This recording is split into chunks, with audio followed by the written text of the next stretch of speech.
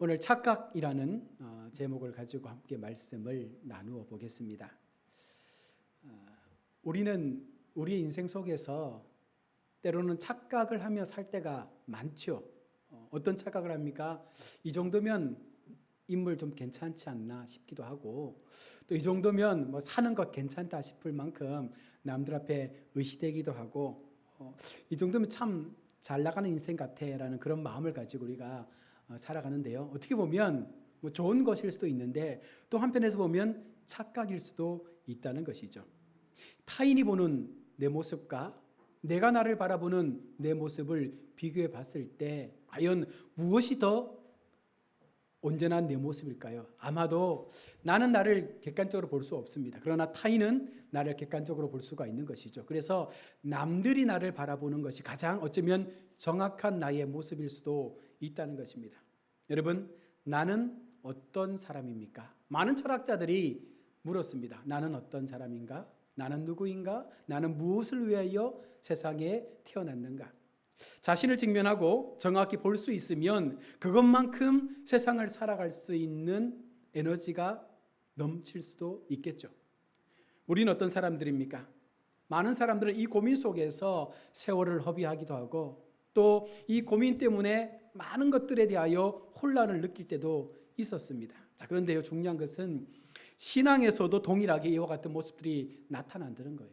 나는 어떤 사람인가? 좀 달리 말하면 나는 어떤 신앙인인가?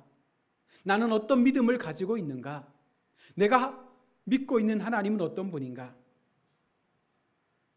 교회 생활이 이 정도면 괜찮게 하는 것 같아. 이 정도 교회 봉사하면 뭐 남들한테 내가 좀 내세워도 될 만큼 잘하는 것 같아. 이 정도 믿음이면 충분해 등 여러 가지 많은 것들을 가지고 우리는요, 착각 속에 우리의 믿음을 이 정도면 된다라고 생각하며 살 때가 많다는 것입니다. 그리스도인이란 사람이 예수를 잊으면서도 자신이 예수를 잊고 산다는 사실을 모른 채 그렇게 시간을 허비하는 경우가 많습니다. 오히려 나만큼은 예수님을 사랑하고 정말 잘 믿는 사람 같아라는 그런 착각에 빠져서 교회 생활을 하는 것이죠. 우리가 믿음 생활하는 것이 아니라 그냥 단순한 교회 생활 속에서 만족하면서 그것이 신앙이다라고 믿으며 산다는 것입니다. 이러한 착각과 오해에 빠진 이유 중 하나가 뭐예요? 바로 교회에서 자신의 모습을 잘못 본다는 거죠. 예수님은 잊고 있는데 우리가 교회 일에 열심을 내는 것으로 내가 하나님을 잘 믿는다고 생각하는 거예요. 열심히 무언가 바쁘게 일하면서 교회를 섬기는데 그 중심에 예수 없는 신앙 속에서 그냥 바쁜 거죠. 그래서 나는 잘 믿지만 예수님께서 나를 바라보실 때 나는 그냥 분주한 사람이에요. 신앙이 없는 거예요. 그냥 교회에 나와 있는 거예요. 그래서 신앙이 없음을 판단할 때에도 우리가 어떻게 판단합니까? 사람을 판단할 때에 이 사람이 얼마나 교회에 충성하느냐, 얼마나 많이 헌금하느냐, 얼마나 예배에 공적으로 잘 참석하느냐, 이것 가지고 우리가 그 사람의 신앙 평가하지 않습니까? 그러나 하나님께서는요, 그것보다 내가 하나님 앞에 신앙이 있다 없다를 무엇으로 평가할까요? 내 마음이 하나님 때문에 뜨거워지고 내 마음이 하나님 때문에 눈물 나기도 하고 내 마음이 하나님 때문에 무언가 내가 주님을 위하여 나의 것들을 좀 내려놔야겠다라는 그런 마음들이 생겨나기 시작할 때에 그것이 바로 믿음이라고 말씀하고 있는 것입니다. 성경은요, 교회를 증거하는 것이 아니라 누구를 증거하는 거예요? 예수 그리스도를 증거하는 것입니다. 즉 하나님이 사랑하시는 것은 교회가 아니라 바로 예수 그리스도이십니다. 그래서 고린도전서 16장에서 말씀합니다. 누구든지 주를 사랑하지 않는 자는 저주를 받을 것이요. 우리가 하나님을 사랑하지 않고 그냥 교회를 사랑한다면 그것은요, 믿음이 아닙니다. 내가 아무리 새벽 예배 잘 나오고 주일 성수 잘하고 헌금 생활 잘하고 교회에서 여러 가지 많은 봉사를 한다고 할지라도 내 마음 가운데 하나님 사랑하는 마음 없이 이 모든 것들을 행하면 아무런 의미가 없는 거죠. 믿음은요, 교회 일에 부지런한 나로 만드는 것이 아니라 하나님의 아들이신 예수 그리스도를 사랑하는 나로 만들어 가는 것입니다. 우리가 영적으로 성장한다는 것은 교회에서 직분받고 뭐 집사 되고 장로 되고 권사 되어서서 내가 사람들로부터 참 대단한 사람이야라고 인정받는 것보다 하나님 앞에 내가 온전한 나로 세워져 가는 것이 훨씬 더 하나님 앞에 올바른 것이죠. 우선순위에 내가 무엇을 더 중요하게 여기느냐라는 거죠. 그런데 여러분 보십시오.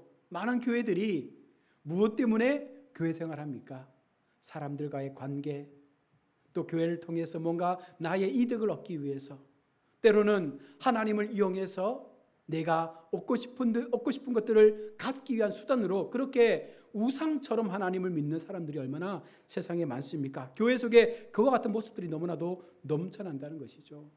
그래서 오늘 이 호세아의 말씀을 통해서 어쩌면 이것이 호세아 시대의 말씀이기도 하지만 오늘 우리에게도 주어지는 말씀이기도 합니다. 호세서는요, 당시 이스라엘은 오늘날 교회 일에 열심인 자신을 바라보며 신앙에 아무런 문제가 없다고 여기는 것과 같은 모습을 보여주었습니다. 호세아 시대의 사람들이 그런 신앙의 삶을 살았던 거죠. 우리는 선민이야, 우리는 하나님의 백성이야, 그러니까 이 정도 믿으면 돼, 이 정도 제사하면 돼, 이 정도 내가 헌신하고 봉사하면 돼. 하나님이 빠져버린 형식주의에 빠져서 하나님 없는 예배의 삶을 살았던 것입니다. 즉 종교적인 것들을 가지고 있는 것으로 자신들이 하나님을 잘 섬기는 것으로 오해한 것이죠.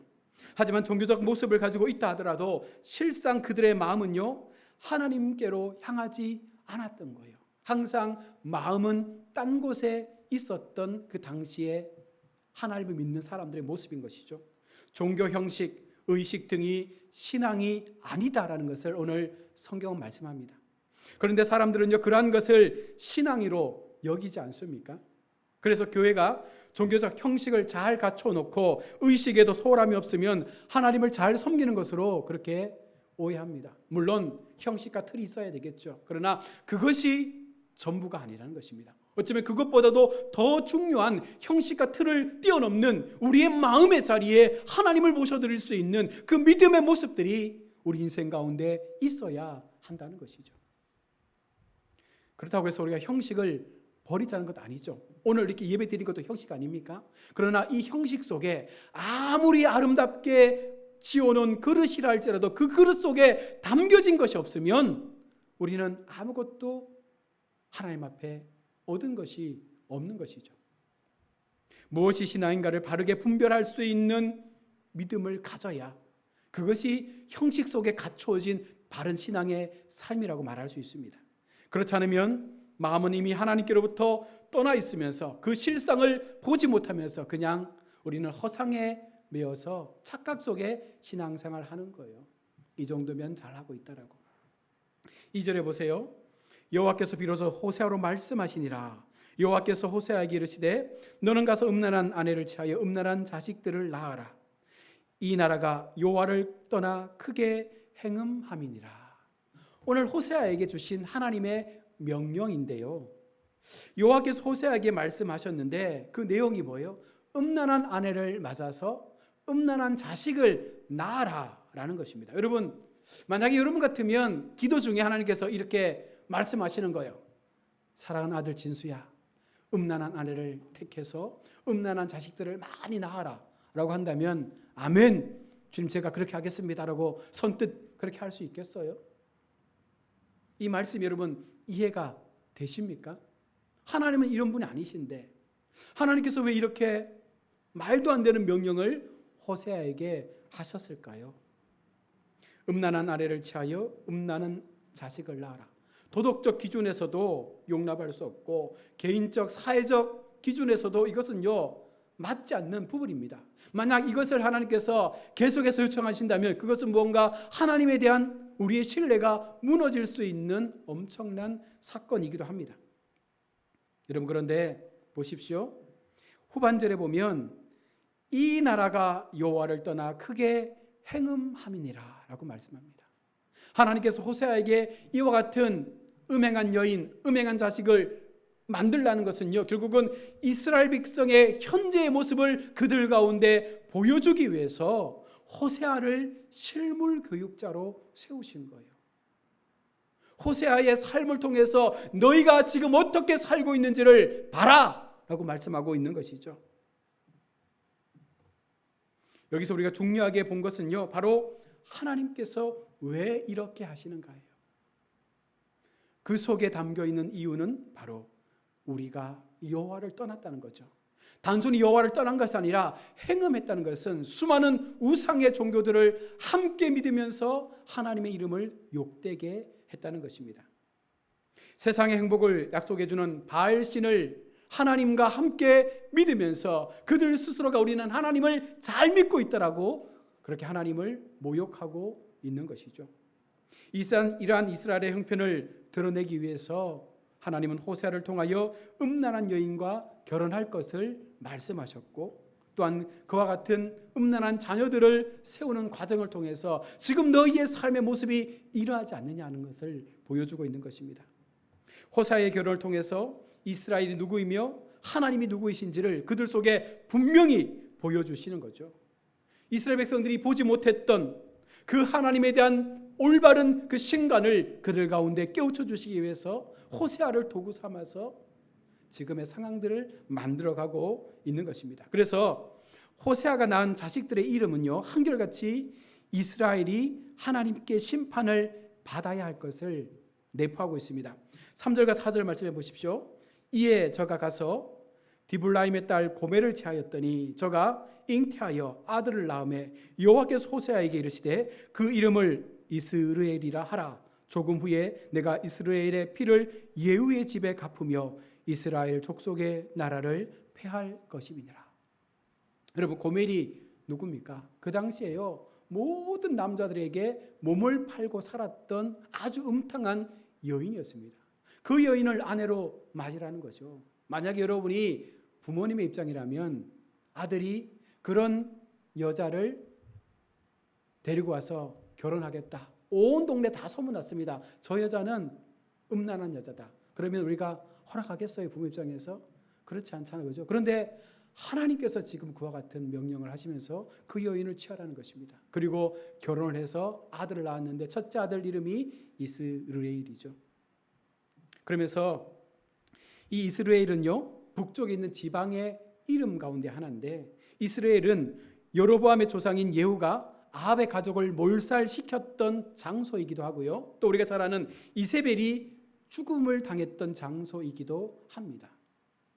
그리고 지금 이스라엘의 왕은요, 여로보암 2세인데 그는 예후의 후손입니다.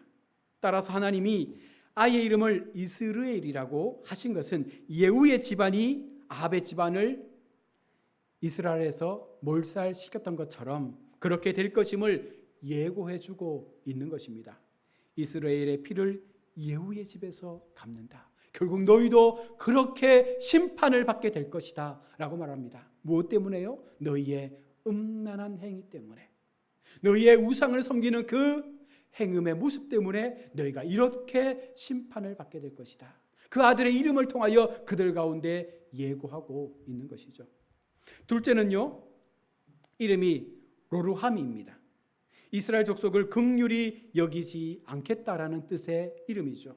그리고 셋째는 로암미인데 내 백성이 아니다라는 뜻을 가지고 있습니다.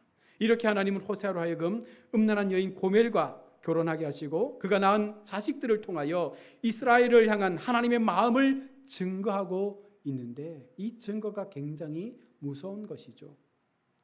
이스라엘은 하나님의 백성도 아니고 긍휼히 여김 받지도 못할 것이고, 특별히 심판을 받아 마지막 그 심판 앞에 철저하게 무너질 것이다. 이것이 지금 그 새 아이의 이름을 통하여 그들 속에 경고하고 있는 하나님의 증거입니다. 오히려 하나님을 잘 섬기는 것으로 착각하고 있는 그들의 형편 속에 하나님께서 너희가 무엇한 것이냐, 너희의 신앙이 무엇이냐, 너희의 믿음이 무엇이냐, 너희가 나를 향하여 행했던 그 모든 것들이 무엇이냐, 결국은 행음하지 않았느냐, 우상들을 데리고 와서 하나님과 함께 섬기던 그 악독한 그들의 모습들을 오늘 하나님은 그들 가운데 경고하고 있는 것이죠. 여러분, 그러나 이스라엘만이 아니라 지금 내가 그런 모습으로 교회를 다니면서 하나님을 모욕하는 행음의 삶을 살지 않습니까? TV에 빠져 살고 게임에 빠져 살고 취미생활에 빠져 살고 여러 가지 수만 가지 우리가 즐겨하는 것들에 빠져서 오히려 하나님을 멀리한 채 그냥 주일만 지키는 성도로서 하나님을 향하여 내가 믿음을 지켰다라고 착각하는 그런 모습이 오늘 우리의 모습과 같지 않습니까? 하나님 앞에서는 누구도 하나님의 긍휼을 입을 자격이 없고 하나님의 백성이라고 인정될 만한 사람은 어느 누구도 없습니다. 다만 하나님께서 우리를 불쌍히 여기셔서 그 아들 독생자를 보내어주시고 그 예수 그리스도의 이름을 믿는 자에게는 하나님의 백성의 하나님의 자녀가 되는 그 권세를 주셔서 너는 내 것이라 불러주신 은혜 앞에 세워주신 것인데 우리가 착각하고 있는 거예요. 내가 잘나서, 내가 교회 생활 잘해서, 내가 교회 출입해서, 내가 헌금 생활해서, 내가 열심히 봉사해서 구원받은 것이라고 그렇게 오해하며 살고 있더라는 것입니다. 성도는 이런 자기 실체를 바라보면서 상한 심령으로 여러분 하나님을 찾아야 됩니다. 내 마음속에 상한 심령을 통하여 하나님 내가 죄인입니다. 하나님 내가 너무 잘못 살았습니다. 내가 다시 한번 주님 앞에 이 마음을 되돌려 상한 심령으로 하나님 앞에 고백할 때 하나님이여 오늘 이 시간 나를 불쌍히 여겨주시고 내 마음 가운데 은혜를 주옵소서. 이 믿음의 고백이 우리 가운데 있어야 한다는 것이죠. 하나님의 긍휼 안에 있을 수 없는 자신을 바라보며 그 하나님의 마음을 내 마음 가운데 담고 그 상한 심령으로 그리스도를 바라보는 것이 없다면 우리는요 죽은 믿음의 삶을 살고 있습니다. 그 죽은 믿음은 아무리 오랜 시간 교회를 다녀도 아무런 의미가 없는 것이죠. 호세아의 세 아들을 통해서 선포하신 것처럼 이스라엘은 긍휼의 대상도 아니고 하나님의 백성도 아니다라고 말합니다. 그들은 선민 사상에 빠져서 우리는 하나님의 백성이다, 선택된 선민이다라는 그 마음으로 여기까지 달려왔는데 하나님께서 그들 가운데 말씀하는 게 뭐예요? 너희는 내 백성이 아니다. 그런데 그런 그들에게 하나님께서 또 한 가지 말씀하시는 거예요. 만약 여기에서 끝났다면 얼마나 그들의 인생이 비참하고 안타깝겠습니까? 그런데 하나님께서 그들 가운데 또 한 번 기회를 주시는 거죠. 7절 말씀에 그러나 내가 유다 족속을 긍휼히 여겨 저희 하나님 여호와로 구원하겠고 활과 칼이나 전쟁이나 말과 마병으로 구원하지 아니하리라 하시니라. 그러나 너희가 이런 죄를 지었지만 너희가 행음하며 하나님의 이름을 모욕하며 나의 삶을 두고 맹세했던 너희의 잘못된 그 신앙의 모습을 가지고 살아왔지만 그러나 어떻게 하겠다는 거예요? 너희에게 다시금 긍휼을 베풀어서 너희를 구원해 주시겠다 말씀하고 있는 것입니다. 북쪽 이스라엘은 심판을 받았고요. 남쪽 이스라엘인 유다에게는요 긍휼이 선포되었습니다. 자, 그렇다고 해서 유다가 이스라엘보다 북쪽 이스라엘보다 신앙이 좋았다라는 것은 아닙니다. 그들도 똑같았지만 무엇이 달랐을까요? 바로 유다는요 하나님 앞에 언약 백성으로 그 언약 안에 있었기 때문에 하나님은 그 언약을 지키신 것 뿐입니다. 즉 유다에게 주어진 긍휼은요 약속의 결과라고 볼 수 있는 거죠. 즉 여호와의 구원은 약속대로 말미암는 것이지 활이나 칼이나 전쟁이나 마병을 통하여 이루어지는 것이 아니라는 것입니다. 세상의 힘과 세상의 권세를 가지고 구원을 얻을 수가 없다는 것입니다. 우리가 그렇게 구원을 찾아 헤매잖아요. 하나님 나라를 찾아 헤매지 않습니까? 많은 사람들이 불자들이 어떻게 해요?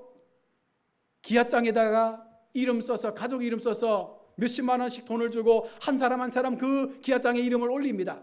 연등에다가 자신들의 소원을 적어놓고 이름을 붙여놓고 올립니다. 많은 사람들이 그렇게 해서 자신이 구원받을 수 있다라고 그렇게 해서 천국 갈 수 있다라고 헛된 착각 속에 우상 앞에 음행하는 모습들을 가지고 살았던 것입니다. 그러나 참된 구원은 언약 안에 가능하다는 거예요. 하나님의 언약 안에 들어와 있는 백성들만이 구원의 자녀가 될 수 있다는 것입니다. 그래서 우리는 하나님의 긍휼을 믿어야 되고 그 언약 안에 들어가기 위해서 오늘 이 시간 우리는 하나님 앞에 우리의 마음을 내어놓고 하나님 나를 불쌍히 여겨 주옵소서, 내 마음을 받아 주옵소서, 내 연약한 심령 가운데 하나님 찾아오셔서 그러나의 신앙이 오늘 우리 가운데 임하여서 우리 마음이 회복될 수 있도록 하나님 나를 붙잡아 주옵소서. 바로 이것이 우리 가운데 필요한 것이죠.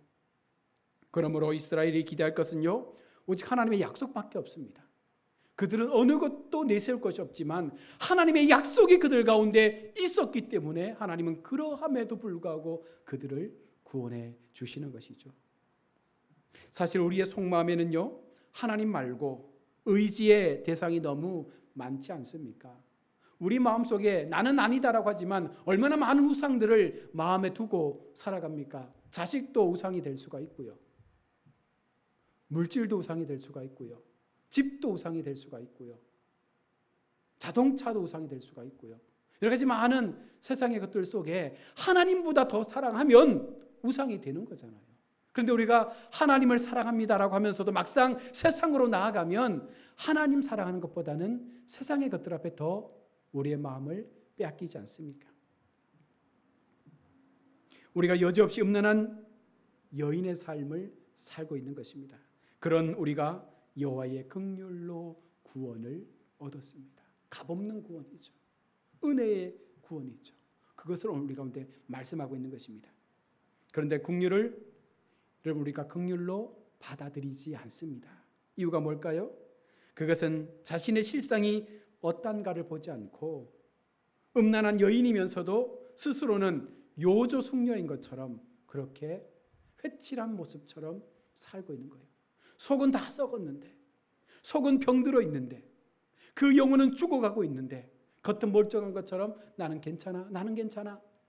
하나님께서 계속해서 우리의 마음을 만지시기 위해서 부르시고 깨닫도록 하시고 회개할 수 있는 기회를 주심에도 불구하고 우리의 마음은요, 여전히 괜찮아, 괜찮아 그렇게 착각하며 살고 있는 것입니다. 분명한 것은 우리는 긍휼을 얻을 자격이 어디에도 없습니다. 심판의 대상일 뿐입니다. 그런 우리에게 하나님께서 긍휼을 주시며 참으로 좋으신 그 하나님의 은혜 앞에 우리를 아름답게 세워가기를 원하시고 있다는 것이죠. 오늘 호세아서는요, 바로 그와 같은 우리의 실상을 보라는 것입니다. 너희가 얼마나 음란한지, 너희가 얼마나 세상에 속하여 살아가고 있는지, 너희가 얼마나 악독하게 하나님의 이름을 모욕하고 있는지, 그럼에도 너희가 돌아서서 회개하면, 너희가 그 하나님의 긍휼을 깨닫고 너희 마음속에 다시 한번 하나님을 향하여 눈물로 회개하면 하나님께서 약속대로 우리를 하나님의 구원 앞에 세워주시겠다 말씀하고 있는 것이죠. 얼마나 귀하고 값진 은혜입니까?